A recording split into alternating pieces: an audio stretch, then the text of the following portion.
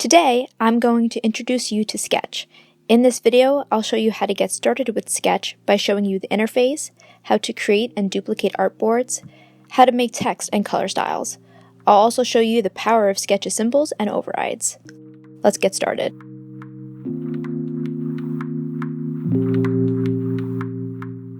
Sketch is a program for you to create UI designs, prototypes, and interfaces. Sketch has a lot of really great features, including non-destructive editing, vector editing, a lot of export presets, grids and guides, and other prototyping features. So if you download Sketch and get started, when you open it up, this is what you would see first.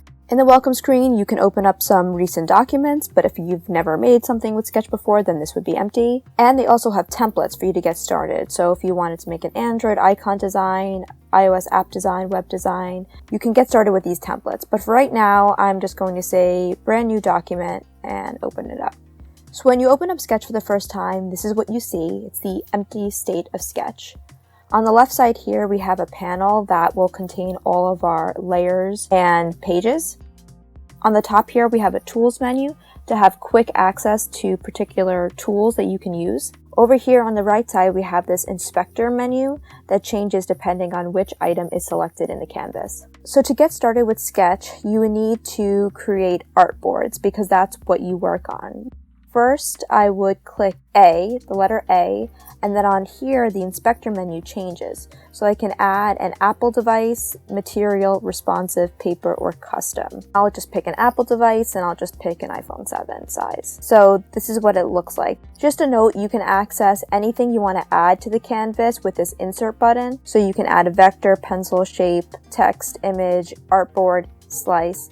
I use the shortcuts just because I use Sketch every single day, so I'm very used to it, but anything you want to add, you can insert it with that button. This is the first artboard I have on here. Over here, it's just called iPhone 7. I might want to change this to, let's just say, home. And so when I change the name of this artboard, it automatically gets changed here. Anything I do on the side here in this gray area is more like a workspace where I can experiment with different ideas, but it's not really part of the design until it's on an artboard. If I want to just start by creating a header maybe, I would click the letter R and then this rectangle tool appears. So I can click and drag it and determine the size I want it to be. The little tooltip comes up on the side that gives me the exact dimensions of it, so when I release it, I know the exact size that it will be. And see, now this inspector menu has changed. So it has different parameters. The fill, border, these are all default values. So if I want to change something, I can just click into it at any time and change it. So maybe I don't want a border. I want a fill to be maybe this pinky kind of color. Maybe I want to add a shadow to it. That's a different color, maybe like a reddish kind of shadow. Increase the Y dimension of it.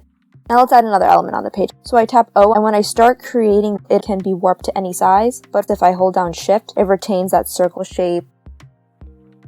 Maybe I want to add a whole blur to the background. It'll make the object itself blurry, super blur or not so much. So now if I want to create another artboard that follows a very similar look and feel to this one, I can take this one, hold down Alt or Option, and drag, and then the second one will appear.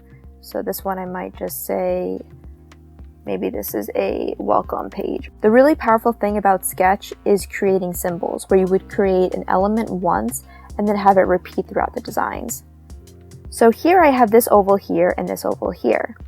And this one, maybe I decide later I want to make it bigger and it's a little too dark, so I want to make it a little bit lighter, right?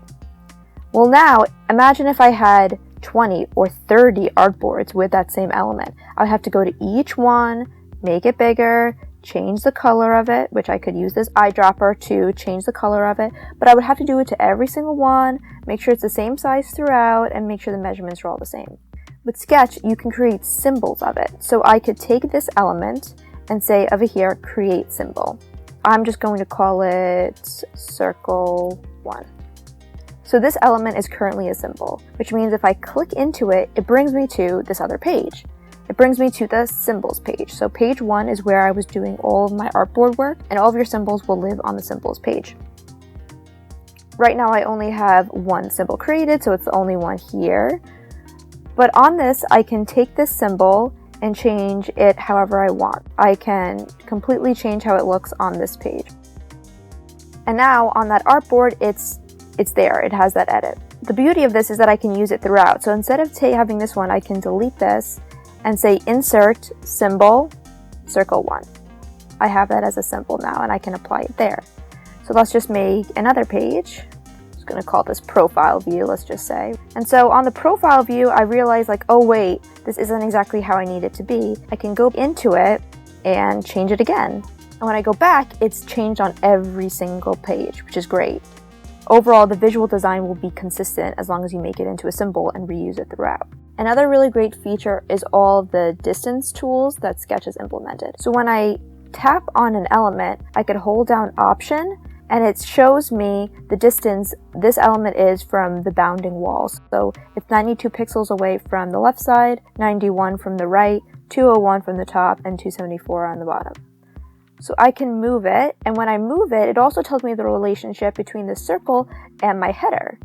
So maybe I want to keep everything in multiples of 4. So there it's 40, and then when I eventually add some other box here, I want the space between this and this to be 40 as well. So I can hold down Option, and it'll tell me the relationship between each element. So when I have this one selected, and I hold down Option, first it just tells me the distance between this element and the bounding walls.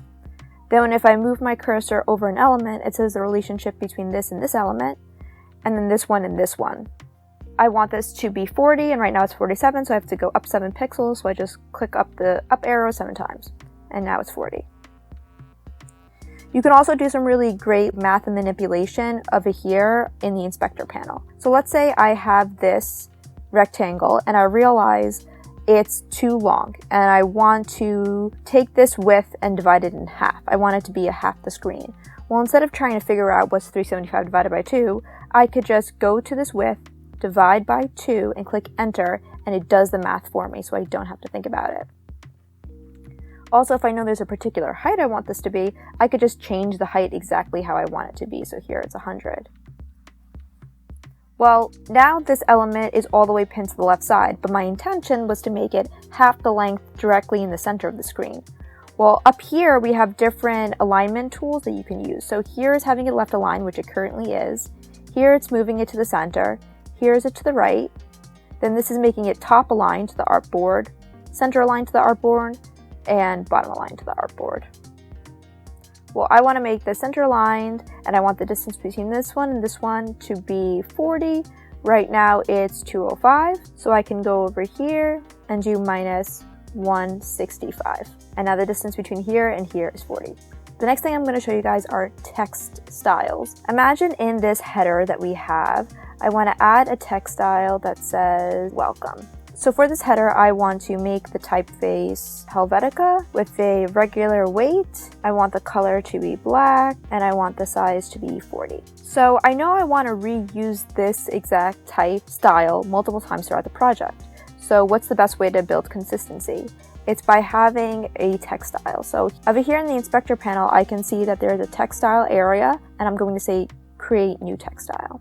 So I'm just going to call this one header. So now I can take this, and I can use it throughout. So in other places, I can just start typing. It assumes the properties of the last type of text that I entered, but for consistency, I want to add it to that H1 header style. Well, imagine as I'm working through this project, I realize I need to create other text styles. So let's just say I need to create a body style. And so for this kind of text style, I might make it a little bit more of a grayish color and create a new text style, call it body. Then later I realize, that's way too big for a body. I need to decrease the size. I can change that size maybe to 20. And then this little refresh icon comes up on the side. So I can refresh that text style to match what it currently is right now. So here I'm going to have some body. And this artboard I'll have some body. And I'm just holding Alt to copy that element and paste it in other places. So as I'm working through this app, I realized that I don't want Helvetica to be the typeface I use throughout the app. I want a more unique typeface. So I'm going to go through this and change it. So I like Gill Sans. I decide I want to change my whole branding, make everything Gill Sans. So here I'm going to make this Gill Sans as well. The recent fonts come up at the top as well. Then this is the same problem as using the symbols before, where if I made changes on one artboard, would I go to each individual artboard to change the symbol again? No. If I change that header style over here, I can just click refresh and then we'll see how it changes on all the other artboards. They're changed immediately. And same with body. Here I have body, and when I click refresh, it updates it on all the other fonts. So not only does this help build consistency, but it also makes the editing process so much faster. So if you want to make changes, you only have to do it once and then it'll be applied throughout all of your designs. The next thing I'm going to show you guys is color styles. So imagine here we have this color that we know we're going to want to use throughout the design because it is the primary color of this app. Here it says no shared style. So here we're going to create a new shared style, and I'm going to call it primary. And the thing is that when you create a shared style, it inherits all of the qualities. It will inherit that fill and it will inherit that shadow. So now when I create another rectangle that I want it to be a primary button, I might go here and select primary. And there it has the same exact qualities as that rectangle. And then I want to have a secondary state. So I'll take this one, I'll change this to maybe like some kind of blue. And instead of refreshing, because I don't want it to override that primary state, I want to create a new one called secondary. So I have a primary and secondary color style. Now, as I'm working throughout the project, again, I realize, oh, there are some other edits I want to make and I no longer want to use this color, or maybe I don't want to use any shadows in my design. So when I unselect shadow, I can refresh it and then it's applied to everywhere that I've assigned that primary style. But since I didn't assign a primary style here, it didn't take that change. Well, I know I'm going to want to use this header throughout the application. So instead of copying and pasting the background and the text, I'm going to create a symbol out of it. So I'm going to grab that welcome and the background, put it in a group by clicking Command G, and I'm going to call this header. And then I'm going to create a symbol of it. Now I'm going to double click in it, and I'm going to make some adjustments. So now I have a symbol of it that I know I'm going to reuse throughout. So now I want to change all of the artboards to have the same symbol header, so I can click into it, delete this, and say insert symbol header. And then it becomes a floating thing that I can place wherever I want. So I could place it here, let's just say, and have it aligned, top aligned, and center aligned.